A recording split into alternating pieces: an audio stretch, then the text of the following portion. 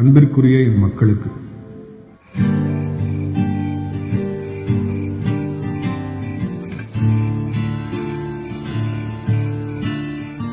அறத்திற்கே அன்புசார் என்ப அறியார் மரத்திற்கும் அஃதே துணை.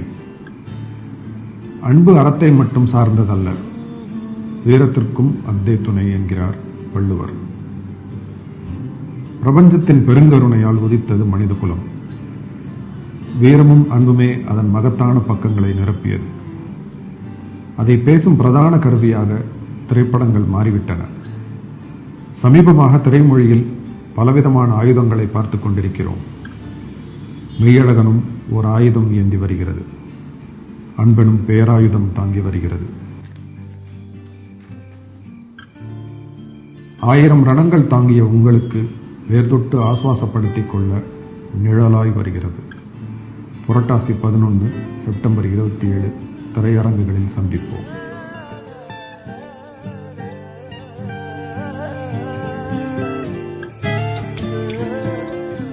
பேரன்புடன்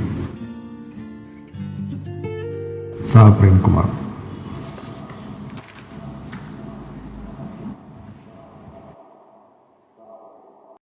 மெய்யழகன் படம் பார்த்தாச்சு. ஸோ விமர்சனத்தை பார்த்துடலாம். கார்த்திக், அரவிந்த்சாமி, ஸ்ரீதிவ்யா, ராஜ்கிரண், ஜெயபிரகாஷ், தேவதர்ஷினி, இளவரசு உள்ளிட்ட பலர் நடிச்சிருக்காங்க. இந்த படத்தை 96 படத்தை டைரக்ட் பண்ண பிரேம்குமார் அவர் தான் டைரக்ட் பண்ணியிருக்காரு. மியூசிக் மகேந்திரன் ஜெயராஜு அவர் தான், ஒளிப்பதிவு மகேந்திரன் ஜெயராஜ் ஒளிப்பதிவு பண்ணியிருக்காரு. மியூசிக் கோவிந்த் வசந்தா மியூசிக் பண்ணியிருக்காரு.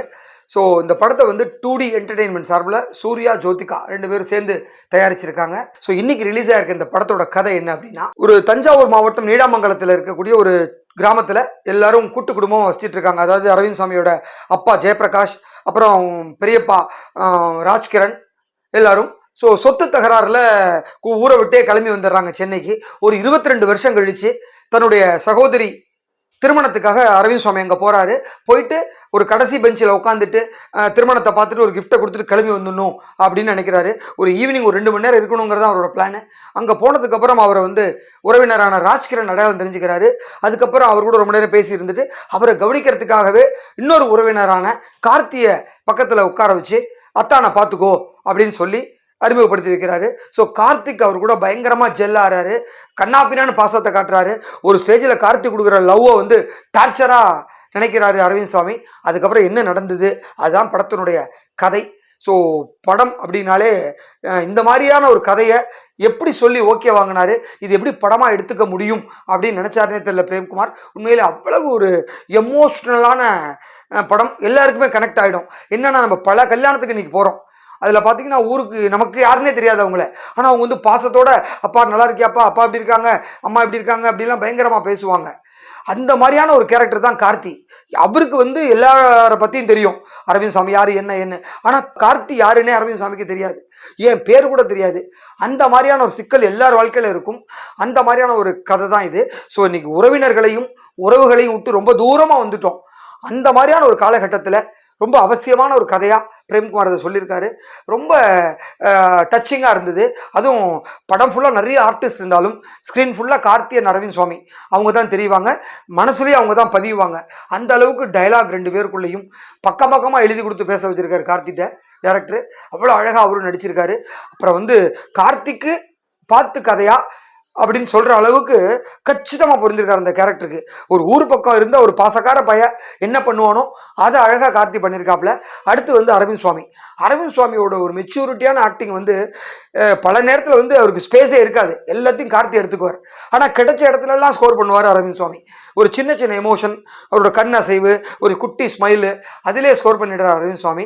ஸோ அதுதான் ஒரு அனுபவ நடிப்புன்னு பார்த்தாலே தெரியும். அப்புறம் ஸ்ரீதிவ்யாக்குன்னே இந்த கதை பொறுக்கி போடுவாங்க போல இருக்குது. இந்த மாதிரி ஒரு வில்லேஜ் சப்ஜெக்ட் அப்படின்னாலே ஸ்ரீதிவ்யா ஆப்டாக இருப்பாங்கன்னு அந்த மாதிரி அழகாக கார்த்தியோட ஒய்ஃபாக ஒரு சின்ன ரோல் தான் கரெக்டாக பண்ணியிருக்காங்க.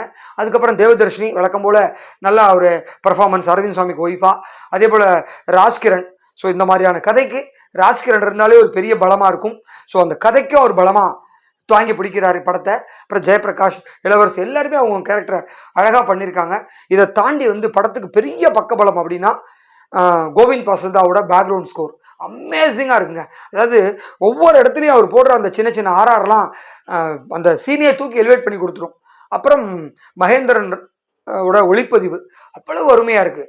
தஞ்சாவூர் டிஸ்ட்ரிக்டாக நம்ம இருந்தோம் அப்படின்னாலே ஈஸியாக கனெக்ட் பண்ணிக்கலாம். ஐயோ நம்ம இந்த போன இடமாச்சே, நம்ம இங்கே பார்த்த இடமாச்சே, நீடாமங்கலத்தை இங்கே பார்த்துருக்கோம், கோயில்வண்ணி இங்கே பார்த்துருக்கோம் அப்படின்னு சொல்லி பல விஷயங்களை கண்முன் நிறுத்தியிருக்கார் லைவ் லொக்கேஷனை கேமராமேனு. அப்புறம் ஆர்ட் ஒர்க் கேட்க வேணாம், லைவ் லொக்கேஷன் என்னென்ன கிடைக்குமோ எல்லாத்தையும் சூப்பராக பண்ணியிருக்காங்க.